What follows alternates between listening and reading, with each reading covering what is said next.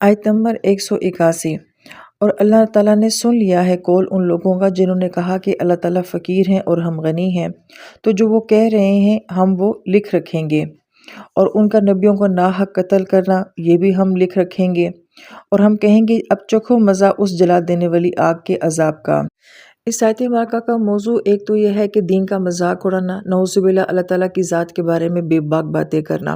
اور دوسرا نبیوں کو قتل کرنا، اور ان دونوں باتوں کا آپس میں گہرا تعلق ہے۔ اور اس کا پس منظر اس طرح سے ہے کہ دنیا میں کچھ لوگ ایسے ہوتے ہیں کہ جنہوں نے اپنے جھوٹے معیار بنائے ہوئے ہوتے ہیں، کچھ ایسے جھوٹے اعمال جس کی وجہ سے وہ لوگوں کے سامنے تو بہت اچھے نظر آتے ہیں مگر حقیقت ان کی بہت مختلف ہوتی ہے۔ پھر ایسے معاشرے میں جب انبیاء آتے ہیں تو انبیاء کا ظاہری بات ہے ایک کردار ہوتا ہے، ایک معیار ہوتا ہے، تو یہ ان سے مقابلہ کر تو سکتے نہیں ہیں، لہٰذا ان کی شخصیتیں یا ان کی حقیقت جو ہے وہ ایکسپوز ہو جاتی ہے، اور یہ انبیاء کو اپنا سب سے بڑا دشمن سمجھتے ہیں کیونکہ ان کی موجودگی میں ان کی اوقات یا ان کی اصلیت جو ہے وہ سامنے آتی ہے، تو یا تو وہ ان کے اوپر الزام لگا دیتے ہیں کہ یہ دیوانے ہیں، مجنون ہیں، ان کا مذاق اڑانا شروع کر دیتے ہیں، اور اس کی وجہ کیا ہے کہ جب ان کی پرسنالٹی، ان کی شخصیت لوگوں کے سامنے بہت چھوٹی ہو جائے گی یا معمولی ہو جائے گی کہ یہ تو پاگل ہیں یا دیوانے ہیں یا ان کے اوپر کسی چیز کا اثر ہوا ہے، تو ان کی پھر باتوں کا کوئی یقین نہیں کرے گا۔ جس کی مثال یہ ہے کہ اگر کسی بھی بڑے انسان کے بارے میں یہ کہہ دیا جائے کہ یہ سائیکی بندہ ہے یا یہ تو مریض بندہ ہے، تو ہم کہیں گے کہ اس کا مطلب ہے یہ جو باتیں بھی کرتے ہیں یا ان کا جو بھی نالج ہے یا ان کی قابلیت ہے وہ ہماری نظروں میں مشکوک ہو جاتی ہے کیونکہ ہم اس کو بیمار تصور کرتے ہیں۔ لہٰذا وہ انبیاء کو یہ ساری باتیں کیوں کہتے ہیں؟ تاکہ ان کی باتوں کی کوئی حقیقت اور حیثیت نہ رہے، اور اس سے یعنی کہ انبیاء کو یہ نقصان پہنچانے سے اصل مقصد ٹارگٹ کیا ہوتا ہے کہ جو دین وہ لے کر آئے ہیں اس کو کوئی فالو نہ کرے، اس کے اوپر کوئی یقین نہ کرے، کیونکہ اگر دین نافذ ہوگا تو ظاہری بات ہے سب سے زیادہ نقصان پہلے معاشرے کے انہی طبقے کے لوگوں کو ہوتا ہے۔ لہٰذا یہی وجہ ہے کہ جتنے بھی انبیاء دنیا میں آئے انہیں اپنے راستے سے ہٹانے کے لیے انہیں قتل کرنے کی کوشش کی گئی، اور اس آیت مبارکہ کے ضمن میں اہل قریش بھی شامل ہیں اور بنی اسرائیل بھی شامل ہیں کہ جب اللہ تعالیٰ یہ کہتے ہیں کہ اللہ تعالیٰ کی راہ میں خرچ کرو تو وہ یہ کہتے ہیں کہ ہم تو کہتے ہیں کوئی ایسا دین ہو کہ جس کو ہم فالو کریں تو ہمیں مال ملے، الٹا یہ دین کیسا ہے کہ ہمارے مال کو بھی کہتا ہے کہ وہ بھی اللہ تعالیٰ کو دے دو، ہمیں خرچ کرنے کو کہا جاتا ہے، اور پھر جب انہیں یہ کہا جاتا ہے کہ تم نے لڑنا ہے اللہ تعالیٰ کی راہ میں تو وہ یہ کہتے ہیں کہ یہ کیسا معبود ہے کہ جو ہمیں تحفظ دینے کی بجائے الٹا ہماری جانوں کو کہہ رہا ہے کہ یہ جانیں بھی جو ہیں وہ قربان کر دو۔ تو اس طرح کی بہت ساری باتیں بنی اسرائیل بھی کہتی تھی، موسیٰ علیہ السلام سے کہا تھا کہ موسیٰ ہم سے نہیں لڑا جاتا، تم جاؤ اور تمہارا رب جا کے لڑے، اور یہاں تک کہ انہوں نے موسیٰ علیہ السلام کو قتل کرنے کی کوشش بھی کی تھی، اور یہی معاملہ نبی علیہ السلام کے ساتھ بھی ہوا کہ یہودیوں نے اور کافروں نے مل کے نبی علیہ السلام کو بھی شہید کرنے کی کوشش کی تھی۔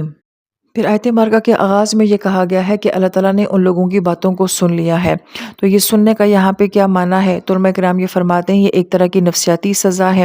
جیسے کہ اگر بچوں کو ماں باپ کے بارے میں یا شاگرد کو ٹیچر کے بارے میں، امپلائر کو باس کے بارے میں یہ بتایا جائے کہ آپ کی بات جو ہے وہ اوپر پہنچ چکی ہے، شکایت آپ کی لگ چکی ہے، تو سامنے والے کے اوپر کتنا پریشر ہوتا ہے کہ نہ جانے اب مجھے بلایا جائے گا، کیا کہا جائے گا، مجھے کیسی سزا دی جائے گی۔ تو گویا کہ اللہ تعالیٰ دنیا میں یہ معاملہ بیان فرما رہے ہیں کہ جو کچھ بھی یہ باتیں کر رہے ہیں وہ ساری باتیں اللہ تعالیٰ کی ذات نے سن لی ہیں، اور پھر یہاں پہ قول اور قالو دونوں طرح کے الفاظ آ رہے ہیں، ایک اسم اور ایک فعل کے ساتھ، کہ ایک بات نہیں ساری باتیں جو وہ کہہ رہے ہیں اس طرح کی وہ اللہ تعالیٰ کی ذات نے سن لی ہیں، اور پھر یہ بھی کہا جا رہا ہے کہ ہم اس کو لکھ رہے ہیں۔ تو یہاں پہ لکھنے سے مراد یہ ہے کہ ان کی یہ ساری باتیں جو ہیں، یہ قول یا اقوال جو ہیں وہ ایک کتاب میں جمع کیے جا رہے ہیں، یعنی کہ لکھے جا رہے ہیں۔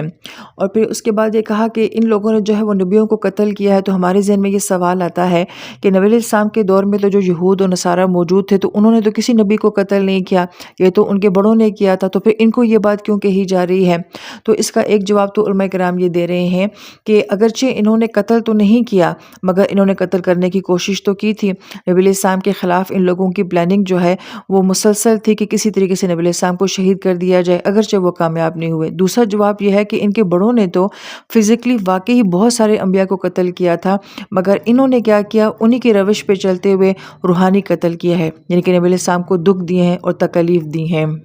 اور ایک تیسرا قول بھی بیان کیا جاتا ہے کہ یہی وہ نسل ہے کہ جنہوں نے جاننے کے باوجود بھی ان کی کتابوں میں جو کچھ بھی پیشن گوئی نبی علیہ السلام کے بارے میں لکھی ہوئی تھی، انہوں نے اصل حقیقت اور بات کو چھپایا ہے، اللہ کی کتاب کو چھپایا ہے، تو گویا کہ یہ ایک قتل کے مترادف ہے۔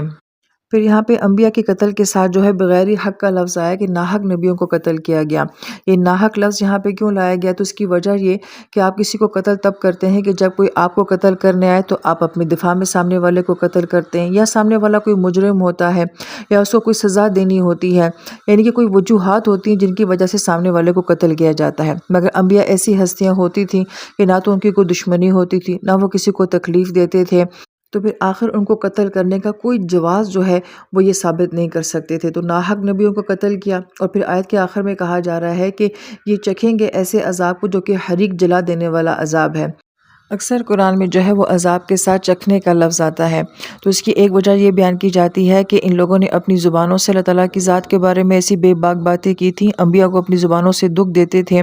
تو گویا کہ اللہ تعالیٰ نے یہاں پہ سزا بھی ایسی ہی بیان کی ہے کہ اس عذاب کو وہ چکھیں گے، اور چکھنے کا عمل جو ہے وہ زبان کے ساتھ ہوتا ہے۔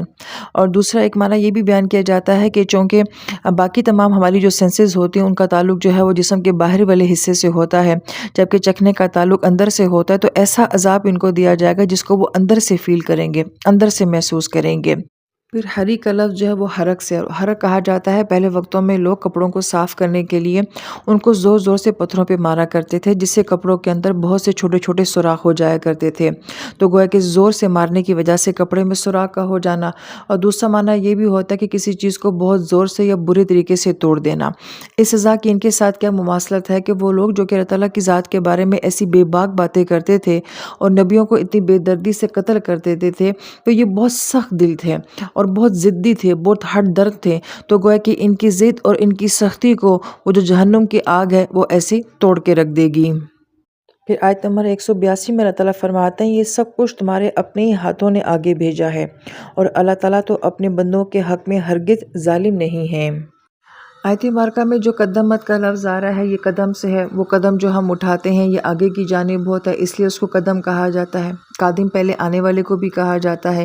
تقدیم کسی کام کا وقت سے پہلے ہونا اس کو بھی کہا جاتا ہے، اور مقدم یعنی کہ کسی کام کو ترجیح دینا،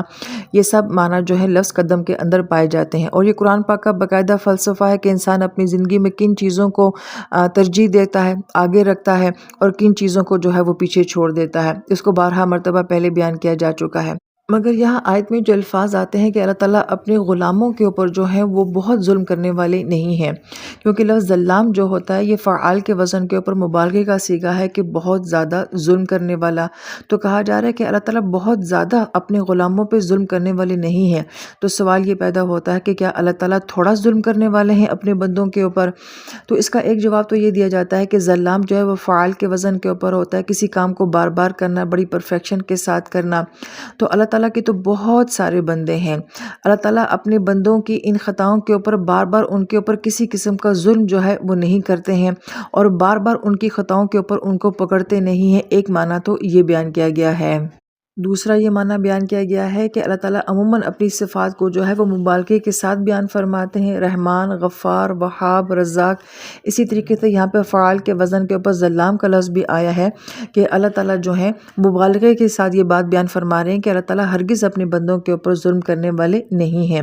اس کو ایک مثال کے ساتھ یوں بھی بیان کیا جاتا ہے جیسے اگر کوئی شخص یہ کہے کہ میں نے کیک نہیں کھایا، یہ بھی ایک انداز ہے کسی بات کی نفی کرنے کا، اور اگر کوئی شخص یہ کہے کہ میں وہ نہیں ہوں جس نے کیک کھایا، تو یہ بھی ایک انداز ہے نفی کرنے کا۔ تو گویا کہ یہاں پہ اس طرح سے نفی کی جا رہی ہے کہ اللہ تعالیٰ کی ذات وہ ہے ہی نہیں جو کہ اپنے بندوں کے اوپر ظلم کرنے والی ہے۔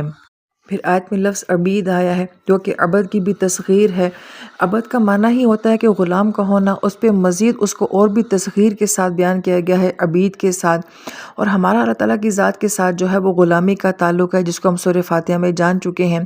اللہ تعالیٰ نے ہمیں نہ ناز کہا ہے، نہ مخلوق کہا ہے، نہ خادم کہا ہے، نہ نوکر کہا ہے، بلکہ یہاں پہ اللہ تعالیٰ نے ہمیں غلام کہا ہے۔ اور انسان کی فطرت میں تو یہ بات ہے کہ وہ غلامی کو پسند نہیں کرتا، مگر یہ وہ غلامی ہے جو ہم نے سورہ فاتحہ میں بھی جانی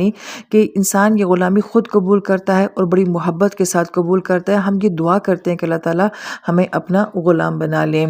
یہاں ایک اہم نکتہ کہ نوکر کے، خادموں کے بھی کوئی نہ کوئی حقوق ہوتے ہیں، مزدوروں کی بھی کوئی نہ کوئی یونین ہوتی ہے، مگر جو غلام ہوتا ہے اس کا کوئی حق نہیں ہوتا، اس کا جو کچھ بھی ہوتا ہے وہ اس کے مالک کا ہوتا ہے۔ تو اللہ تعالیٰ نے ہمیں یہاں پہ غلام کہہ کے پھر یہ کہا ہے کہ جو میرا ایسا غلام ہے اس کا اللہ ایسے غلام کے کسی بھی حق کو کبھی ضائع نہیں کرے گا، اس کی کسی نیکی کو کبھی ضائع نہیں کرے گا، اس کے کسی عمل کو کبھی ضائع نہیں کرے گا۔ ظلامہ کا مطلب یہ ہوتا ہے کہ جو جس کو ڈیزرو کرتا ہو اس کو وہ دے دینا، تو یہ غلام جو ڈیزرو کرتا ہوگا اللہ تعالیٰ کی ذات اس کو ضرور دے گی۔ اور سب سے بہترین چیز کیا ہے جسے حدیث پاک کا مفہوم ہے کہ اللہ تعالیٰ نے اپنے ہر انسان کے لیے، اپنے ہر بندے کے لیے جنت میں ایک گھر بنایا ہوا ہے، لہٰذا اللہ بندے کو محروم نہیں کرتے ہیں، بلکہ بندہ اپنی نافرمانی کی وجہ سے اپنے اس گھر سے محروم ہو جاتا ہے۔ تو اللہ تعالیٰ نے ہر ایک کا حق جو ہے وہ رکھا ہوا ہے، اللہ کسی کو اس کے حق سے محروم نہیں کرتے۔